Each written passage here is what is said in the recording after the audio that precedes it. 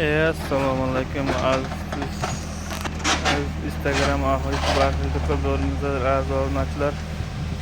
Muannasibda bilan zavodi boshladi. Zavod ish kerak.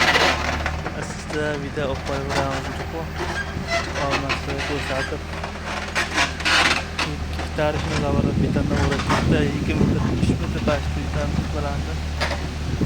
Manzara dahshat dedi qo'shni. Bahor keldi, bitirda nimaga yaptı?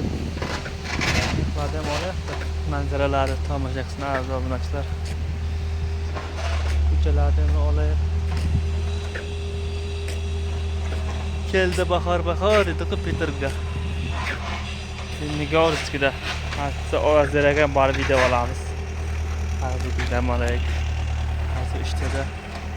Ispayda ishlash kerak, damni olish kerak. Shunday gaplarda bir video olaylik qoladi deb. Charchamaydi, obomni deb olamiz. Shunday gaplar hozir obunachilar.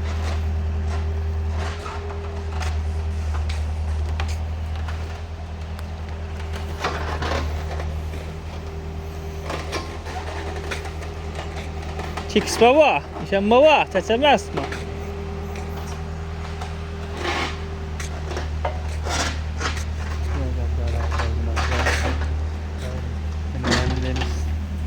Çeçemanlar ama bunları da bu. Bundan kendi video koyup veramiz. Yaxshima davomlayın to'g'risini bu.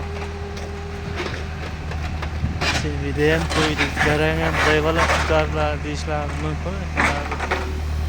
Bukan yaxshi edi ku.